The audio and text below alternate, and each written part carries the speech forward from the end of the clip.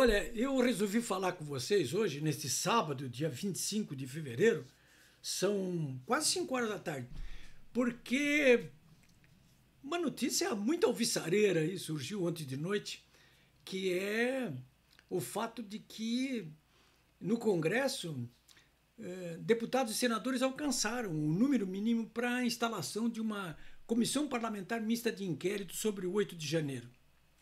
Já vinham tentando, houve uma tentativa de CPI do Marcel, vocês se lembram, lá na Câmara, não deu resultado.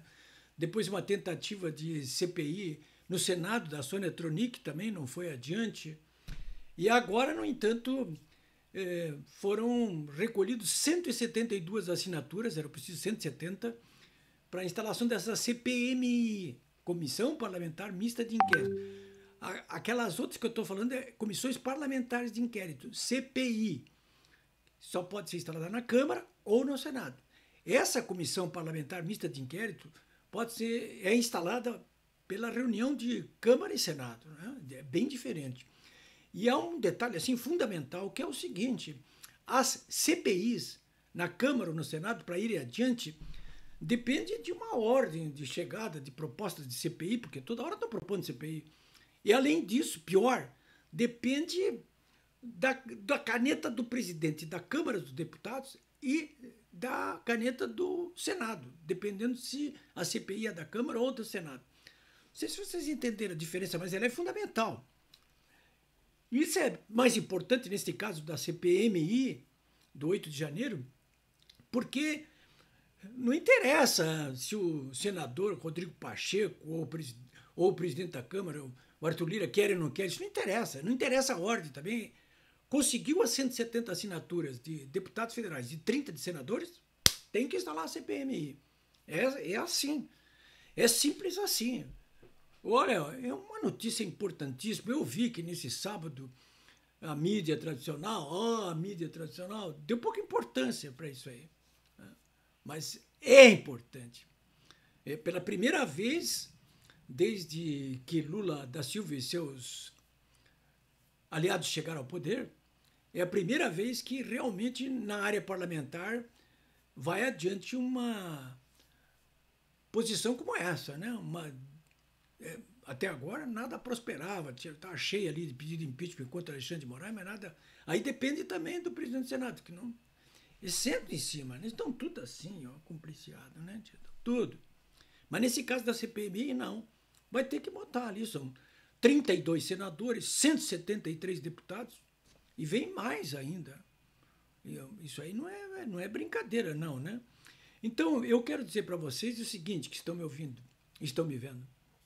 Alguns sinais políticos e até jurídicos começam, claro, aí a oferecer claras divergências em relação à hegemônica posição de botar num saco só todos que tiveram ou não tiveram participação e responsabilidade direta ou indireta, né? Direta, né? Nos atos do vandalismo do dia 8 de janeiro. Essa é a oportunidade agora, porque do ponto de vista do inquérito que está levando a Polícia Federal adiante, conduzidos aí sob a batuta do Alexandre de Moraes, quer dizer, do ponto de vista policial, da Polícia Federal, ou jurídico, do ponto de vista do Alexandre de Moraes, do Supremo Tribunal Federal, vocês não estão havendo esse negócio de vai separar joio do trigo, né? Todo mundo é vândalo, estão lá presos incomunicáveis, né? Então agora não, agora com essa CPMI aí a história vai ser um pouco diferente. Eu acho que vai ter gente aí tem muita gente que está botando a barba aí de molho, né? A oposição divergente, que reúne a maioria do povo brasileiro, vocês sabem, eu já disse aqui, foi encurralada por uma conspirata sórdida e traiçoeira, uma armadilha que precisa ser desmascarada, e vai ser desmascarada nessa CPMI. Não vai, claro, ser desmascarada no âmbito ali do inquérito da Polícia Federal e do Alexandre de Moraes. Ali não vai, né? Então, mas pode na CPMI, sim. Aliás, ela está sendo convocada com esse objetivo mesmo, né? De dar voz a quem não tem voz até agora. Primeiro, essas situações de divergências começou aí com alguns poucos deputados federais que se atreveram a reclamar e depois visitar diretamente os 1.400 presos e presas políticas, depois dos senadores, mais deputados federais. Aliás, eu devo dizer para vocês o seguinte: desde agora, desde esse sábado, nem deputado, nem senador, familiares já não podiam. Advogado só uma vez por semana, 2 horas. A partir de agora, ninguém pode. Estão absolutamente incomunicáveis os 1.400 presos, homens e mulheres, na Papuda e na Colmé. O Alexandre de Moraes proibiu visita. Não pode mais. Só eu, Leloa Semoa, né? Só eu posso autorizar. Decidiu ele. Opa! Eu já vou falar sobre isso aí, mas antes eu quero registrar 2 acontecimentos. Um, aliás, é esse que eu acabei de registrar aí, que mostra que passados quase 2 meses do 8 de janeiro, a coisa decanta e muitos patriotas botam a cabeça de fora. A primeira notícia é essa, né? Que a CPMI alcançou 170 assinaturas. Eu sou aqui do Rio Grande do Sul e, olha, eu quero até saudar a bancada de deputados e senadores aqui. 2 dos 3 senadores assinaram, né? O Mourão e o Heinz. O outro, do PT, ele assina qualquer coisa do PT, né? Dos 33 deputados, 20 assinaram. Quem não assinou? Toda a esquerda, né? O PDT, o PSB, PSOL, PT, claro, né? E 2, olha, 2 eu diria centro-direitistas, né? Eu acho que o Márcio Biolk do MDB já dá para botar na centro-esquerda, né? Mas é o único deputado do MDB que não assinou. E o outro é o Luiz Carlos Busato, né? Que é do PSD, do Kassab, também não assinou. Mas só. Fora a esquerdopatia toda daqui, que não são muitos, mas esses 2 aí. Tá? É bom anotar esses nomes todos aí. Acho que é anotar. Como anotar todos que assinaram também, porque são corajosos, destemidos. Tem que dar crédito para eles aí, né? Bom, então, é isso aí. Bom, eu falei com o deputado Biratan Sanderson, que assinou, né? Ele me disse, olha, Políbio, nós estamos soltando foguete, claro, né? Aqui em Brasília, mas com certeza essa gente vai judicializar isso aí. Judicializar, quando se fala, leia-se Alexandre de Moraes.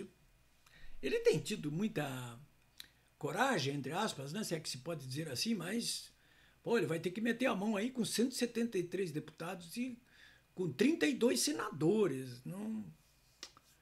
Senadores, principalmente, né? Olha, não sei. Bom, tudo é possível, né? Bom, mas eu também quero aproveitar este sábado aqui, vou me alongar um pouquinho com vocês, para chamar a atenção para uma longa, dramática, pungente entrevista de uma presa política gaúcha. É a primeira vez que eu vejo um desses presos políticos aí da Papuda e da Colmeia falando. Não tinha visto até agora, não tinha lido nada, não. Mas ela está ali. Um longo depoimento que ela prestou para a jornalista gaúcha Ana Maria Semin, de Caxias do Sul. A Ana Maria Semin tem um blog. E essa presa política, ela não declinou o nome, né? Mas ela conta o que aconteceu no dia 8, com aqueles atentados, inclusive, contra o... Ela não participou, claro, né? Mas ela estava, assim, nas manifestações, claro. Mas ela não estava quebrando. Ela disse, olha, eu não quebrei nada, né? Eram provocadores, infiltrados e alguns inocentes úteis que entraram nisso ali. Mas é a absoluta minoria, né? Então ela conta o que aconteceu no dia 8, dá nome aos bois, inclusive, ali, né? Dá nome aos bois. Inclusive na área da Polícia Federal, como agiu, o setor de segurança dos 3 poderes, também dá nomes bois ali, de infiltrados, de provocadores. Ela fala especificamente no caso da Ana Priscila, longamente, né? Bom, faz denúncias, né? Terríveis. Inclusive narrando tentativas de suicídio de presos políticos, de mortes.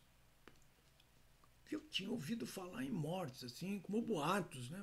Mas ela tá ali, né, depondo e falando em 5 mortes. Pô, isso não pode passar em branco as nuvens, né? Porque, puxa vida, pela primeira vez eu estou vendo assim alguém plenamente identificável, falando que morreu gente nessa história aí, né? Não só no campo de concentração da Polícia Federal, lá, 3 dias que eles ficaram lá, mas inclusive nos presídios, onde começaram e foram muito maltratados, né? Bom, olha, são 1.394 presos políticos. Eu vejo todo dia a mídia falando, 900 presos. Não são não, hein? São 1.394 presos políticos. Tem gente que está considerando que esses 466 presos políticos que estão nas suas casas já não são presos políticos. Não pode se considerar. Como que não? Eles estão com tornozeleira. Não pode sair da sua área. Inclusive, essa aqui prestou esse depoimento aí. Então, está preso, sim. Todos foram presos. Os que foram presos em flagrante, não. Né? Lá, tá com a mão na massa. Esses têm que ser punidos mesmo. Os que vandalizaram, né?